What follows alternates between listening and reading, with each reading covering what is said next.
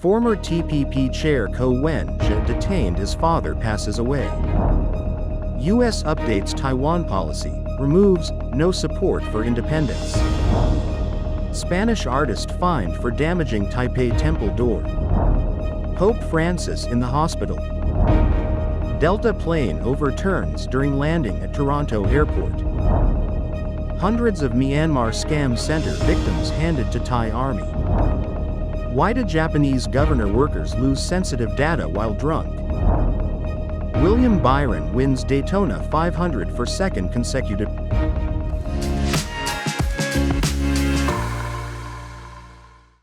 Hello everyone, I'm Oceana. Thank you for joining us on Funday News. It is Tuesday, February 18th, Thumb Appreciation Day, and here are your top stories. In local news, Wen-je, former chairman of the Taiwan People's Party, remains in custody over the Living Mall case. His father, Cheng-fa, passed away this morning at NTU Hospital, Hsinchu branch. A farewell ceremony is scheduled for March 2nd at Jingxing Hall.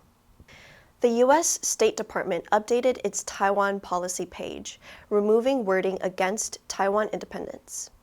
Japanese journalist Akio Yaita noted this shift reflects a difference between Trump and Biden's policies, calling it not highly damaging but deeply insulting to China.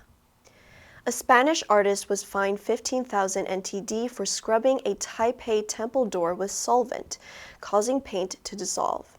He claimed he didn't know it was a historic site. Prosecutors charged him with property damage, and the court ruled he could appeal. And in global news, the Vatican's press office said on Sunday that Pope Francis is in stable clinical condition and rested well overnight as he continues receiving treatment for bronchitis at a hospital in Rome.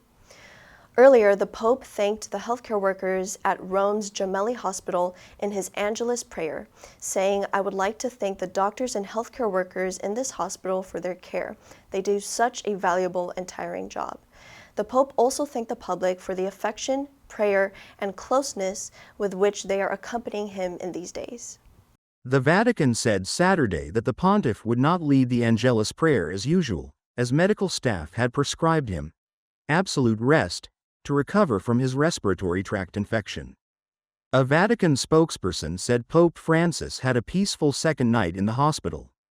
The pontiff was admitted to a hospital in Rome on Friday for treatment of bronchitis and medical examinations, the latest in a string of ailments that have raised concerns about the 88-year-old pontiff's health.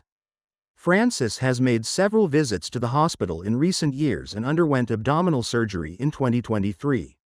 He has been struggling with bronchitis in recent weeks and has asked aides to read speeches and addresses on his behalf. At least 18 people were injured on Monday when a Delta Airlines plane overturned upon landing at Toronto Pearson International Airport. Officials said Monday evening that there are no fatalities and that the injuries were relatively minor. Videos posted on social media and broadcasts from the airport showed a surreal scene. A plane completely flipped upside down as emergency workers evacuated passengers and attended to the crash site. Toronto Pearson Airport CEO Deborah Flint said that none of the injuries were in critical condition. The FAA said 80 people were on the plane, a CRJ-900, including 76 passengers and 4 crew members. Flint said 22 passengers were Canadian and the rest were multinational.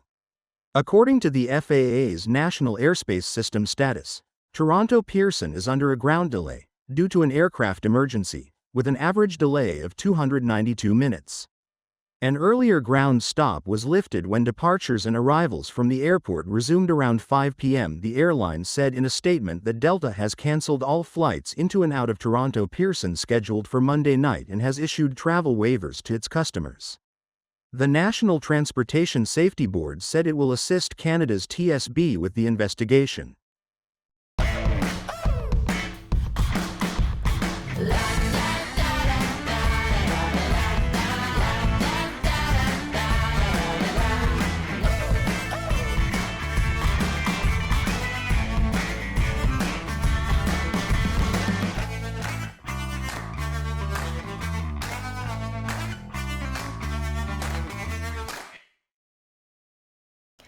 On Thursday, Thailand's army said it had received 260 human trafficking victims, more than half of them Ethiopians, from Myanmar in massive repatriation that comes amid mounting crackdowns on scam centers operating along a porous border.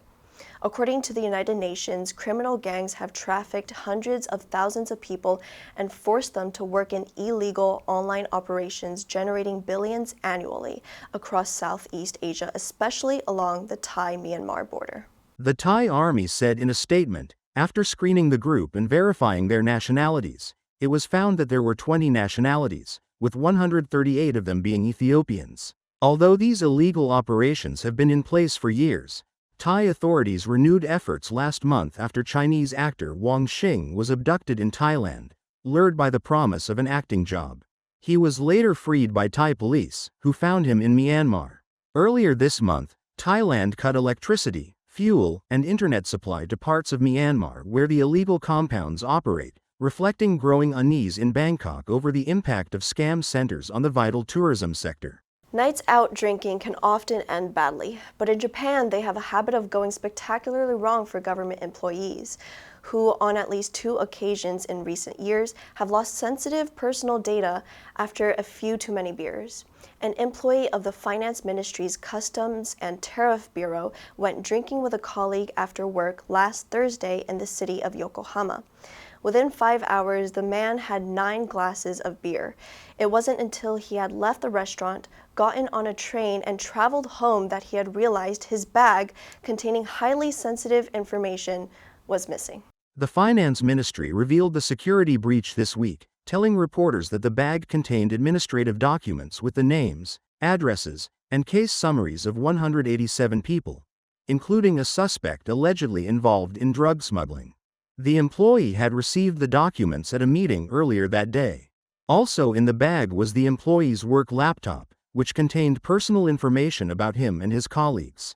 The ministry apologized for undermining the public's trust, saying it would investigate the matter and take strict action as needed. So far, there have been no reports that the lost information has been used illegally. It may sound like an astonishing blunder, but it's not the first time something like this has happened. It might have taken longer than expected, but the 2025 Daytona 500 gave fans a little bit of everything despite finishing under the lights.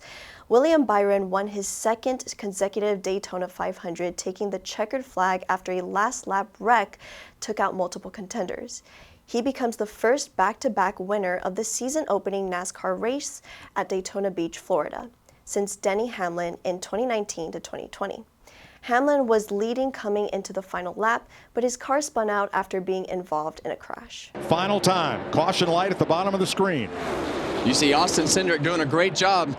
Wet weather was always in the forecast for NASCAR's premier race, and less than 10 minutes after the green flag dropped, the skies opened over Daytona International Speedway, prompting the race to be red flagged after just 11 of the scheduled 200 laps. After 3 hours delay, the race resumed under caution.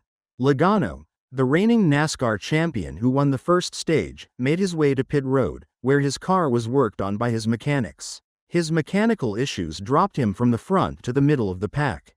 Prior to the race, President Donald Trump made an appearance at the track, where his motorcade led the field of drivers in 1 lap around the tri-oval course, and he delivered a message of encouragement via radio. The answer for yesterday was C, ally. The country formed a strong partnership with its ally to ensure security. Did you answer correctly?